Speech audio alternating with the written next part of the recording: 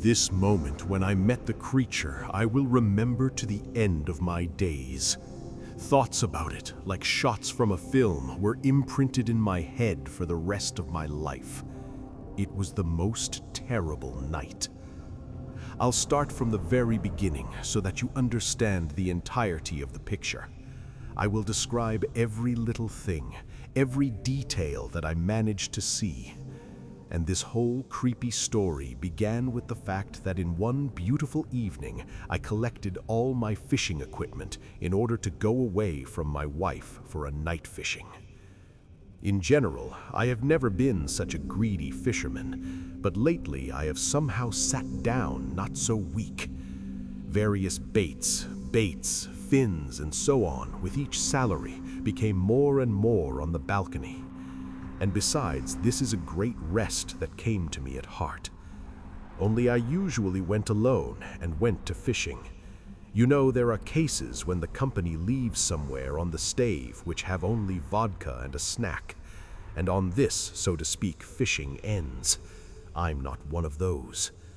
I prefer to go somewhere far away at night and calmly watch nature, and behind the glowing floaters in the water, left alone with their thoughts and experiences. Then it was Saturday. I planned to leave at 11 p.m. and to go to the planned stop for about an hour. This was in our city. Once upon a time there was a fish farm, and then they left it, took away everything they could, and over time it spread, became larger. The fish was growing, and it was caught little by little. A beautiful and quiet place that not everyone knows about, but who would have thought that in this beautiful and quiet place I would have to face something that does not make sense at all. In general, having plunged all my fishing gear into the trunk, I sat down behind the wheel and set off. I left a little earlier than I planned. It was then on the clock, it seems 11:30 in the evening. When I left the house, the weather pleased me. Not a single gust of wind. It's warm, that's good. But as soon as I sat down and left my street, as if by a snap of a finger, the weather completely changed. The sky was covered with clouds, a small breeze rose, and I, already turning the steering wheel, imagined how the waves would carry the floats. Well, nothing. For the first time or something? The main thing is that there is no rain. Otherwise, God forbid, I will get stuck somewhere. And there is such a place that the connection doesn't catch on the phone, not to mention the people who are simply not there. I often say that the locals only come there for fishing. And the locals, it is said loudly, the nearest settlement from the fishmonger was a few kilometers away. Well, okay, I'm going. There are fewer and fewer cars on the road. My wife is still asking me why I would go at night in such weather to sit for a few fish. I would lie down, sleep, rest. I don't understand that this is the best men's rest. Oh, women. And I liked the road itself, to be honest, even more than fishing. You are driving yourself, in front of you only the light of the headlights and flashing road signs. There is music in the radio, and you are so good, calm, and don't think about anything else. But from such calmness, one detail pulled me out a little. I'll tell you now. I'm going, so the city has already left for the highway.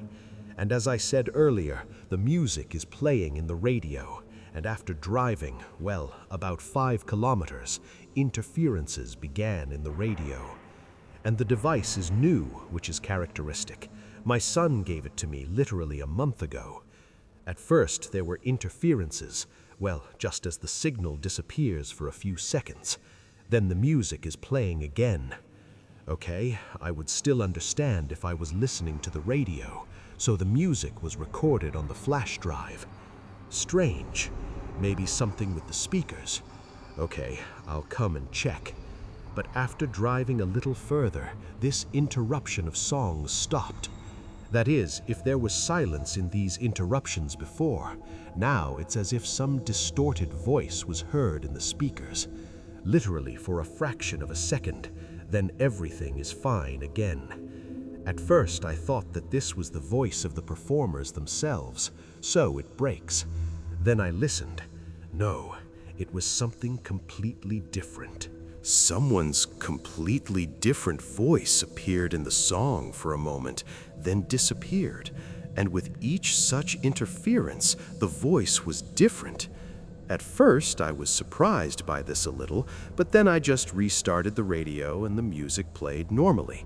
This was already the first strange thing, which I still could not connect with the subsequent events, and I wrote it down for some technical malfunction. The next road was calm and quiet, without accidents. I had to drive another 30 minutes, and I did not have time to take a look at the clock installed in the car as I saw a drop on the windshield. Well, of course, that's all I needed. It was all good, but what for? As you already guessed, it started to rain. At first, it was small splashes, but when it got into my field of vision, I was already standing on which I was actually driving. It started to rain. But fortunately, I was already approaching my place. The ground had not yet had time to get wet, and I managed not to load into the mud. About how I will have to leave, I decided to think already tomorrow when I will return. Why am I making such an emphasis on the weather conditions? I will tell you a little later, because it was this moment that played an evil joke with me. So, I came to my place. Well, as always, first of all, of course, I poured myself a cup of hot, dissolvable coffee from the thermos, smoked a cigarette, and opened the car window a little. It was raining all over. The owner will not let the dog out, as they say. Well, the weather, I spoke about myself, emitting thick smoke. Well, I'll have to sit. I didn't take the raincoat with me. Now, as soon as you go out into the street, you will get wet like thread. It remains only to hope that it will not last long. Drinking a fragrant drink, I said to myself. I sat in the car for an hour. Now the second one has already gone. The rain did not stop. Even thoughts visited me to spit on everything before going home. But no, I was a principled man. The key word was. After this hour, and even under the rain on the body, I began to fall asleep. Coffee never helped me cheer up. I drink it exclusively because of the taste, so my eyes began to blind a little. When I suddenly hear a sound in the distance, I open the window, and through the sound of rain, I hear as if, when a tree falls, the creak is so disgusting. The tree fell or something. Strange, what kind of fright is this? And I myself look at the top. There are trees around. Well, they are a little bit hollow. Well, there is a breeze, but not so strong that the trees fall, although it may be dry, which was very. Yes, well, no, there is almost no wind, slight at all. I turned on the distant light of the headlights, looked into the forest. I napped for about 2 minutes and turned it off so as not to turn it off, and without it, I was already chewing my battery. So I'm sitting in the car. I poured myself another coffee, made a sandwich, cleaned the boiled egg. Everything is like with people when I hear the sound again. Well, I threw everything on the passenger seat and quickly turned on the distant one. And the point is that the headlights were getting out into the forest more often, at least a little, but it was clear what was there and how. In short, I had enough of their light to see how the tree falls again. Only if the past just creaked and I heard only the sound from it, then now I specifically noticed how the top of the tree simply hid behind the tops of other trees for a few seconds under a characteristic creak. And I couldn't wait for the bad weather. The tree fell down, fresh, green still. What is there? I thought. Maybe the poachers are cutting something? After looking so little and deciding not to interfere in their dirty business, I continued to drink coffee. Although strangely, no sounds of a saw, no blows of an axe were heard. Although the tree fell at a decent distance and the rain is rushing, I wish I could hear it. In any case, after drinking half a thermos of coffee, I began to notice that the rain was slowly stopping, and by about 2 o'clock at night, it was completely over. Finally, I got out of the car, took all my stuff out of the trunk, laid the fishing rods, put my fishing chair, kneaded the bait, in general, prepared for rest, so to speak. Within a few minutes, the floats were standing at attention in the water. I just sat there, puffing on a cigarette and watching them. A deathly silence fell on everything. It felt incredibly sudden, too. No rain, no wind, the water was still. Not a single trace remained of the storm that had been in full swing just an hour ago. That made me happy. Well, I thought, everything's fine, and here I was thinking about headed back. Just as that thought crossed my mind, a siren wailed from the thicket of the forest. To be honest, I didn't understand what the hell was going on at first. I thought I was hallucinating, I really did. It was a genuine siren, like the ones in the movies. It was loud, followed by some kind of garbled voice, like someone talking through a megaphone. It sounded distant, but because of that deathly silence, I heard it clearly. However, a twitching float snapped me out of those thoughts and pinned my attention back to the water.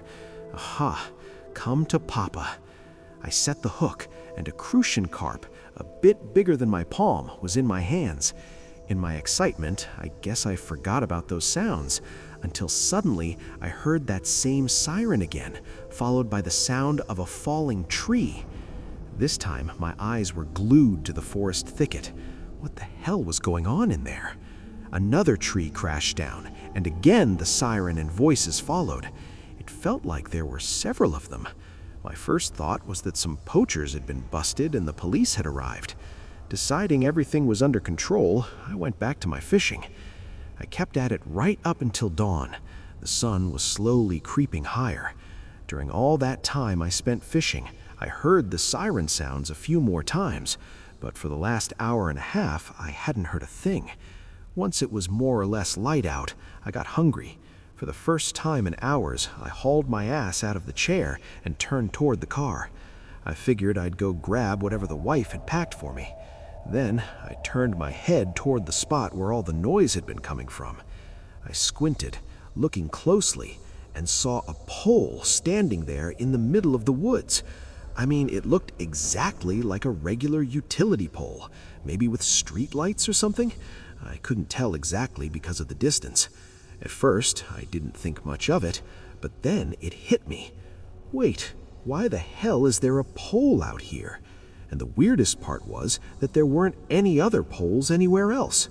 It would be one thing if there were power lines or something, but there was nothing. Just a lone pole standing among the trees, and that's where the sounds were coming from, or rather, where they had come from during the night. I was chewing my food, turning it over in my head, when I looked up at the sky. It was getting overcast again. It looked like it was about to pour. Today is clearly not my day, I thought. I cast my line back into the water and sat down. The wind began to pick up slowly, and I heard the siren again. Now I could see where it was coming from. It was the same sound as the night before, but now it was much louder and seemed even closer. And now it was light out, even if it was cloudy. I could see where it was coming from. If it had been the police, I would have known. But in a single moment, my life was split into before and after. It was a moment that turned my perception of the world upside down. I turned my head toward where I'd seen the pole. I looked, and the pole was gone, but something was walking in its place. I just froze in a stupor.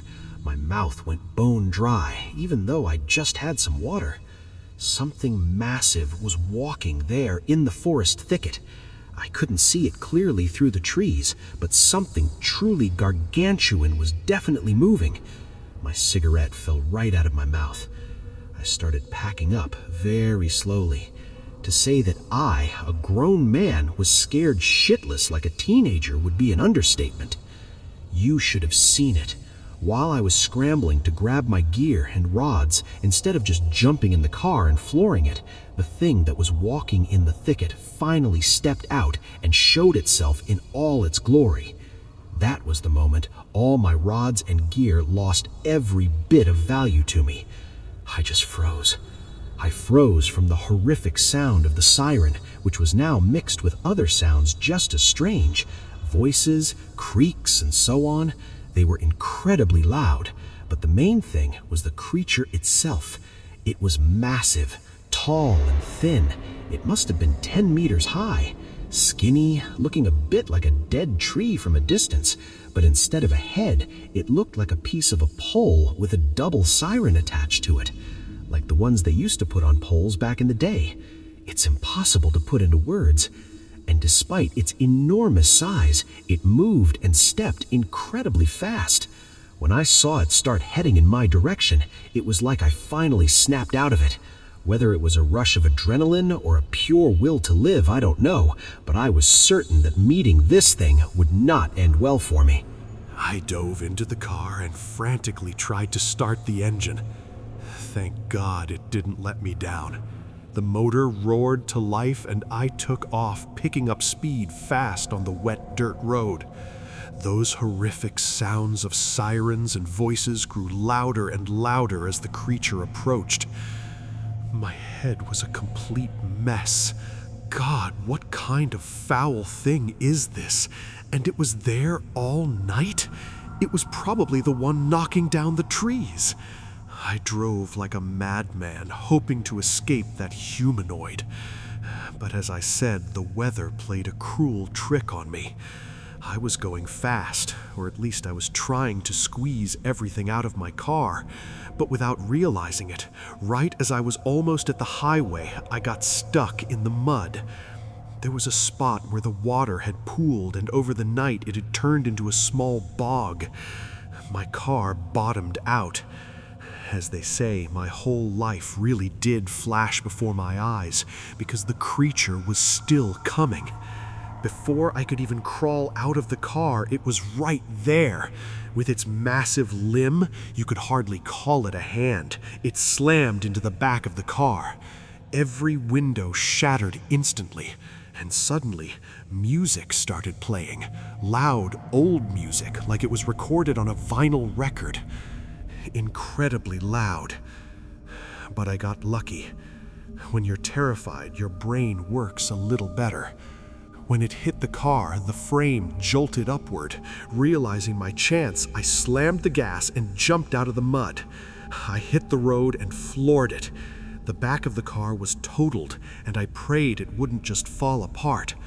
The beast just stood there as if it couldn't understand how I'd gotten away. I kept my speed up and tore away from that place. That walking siren pursued me for a few more minutes, but eventually it disappeared from my rearview mirrors. I didn't stop until I reached home. When I ran inside, I panicked and locked all the doors and windows.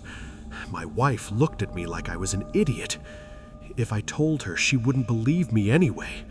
I tried, but she just pointed at her head and said I must have crashed the car somewhere and lost my mind. I haven't gone fishing since. I've started getting gray hairs. Lately, I try to avoid deserted places, forests, parks, anything like that. But the most important thing is why I'm packing all my things right now. You see, last night I heard a siren, that same familiar, terrifying siren, right nearby.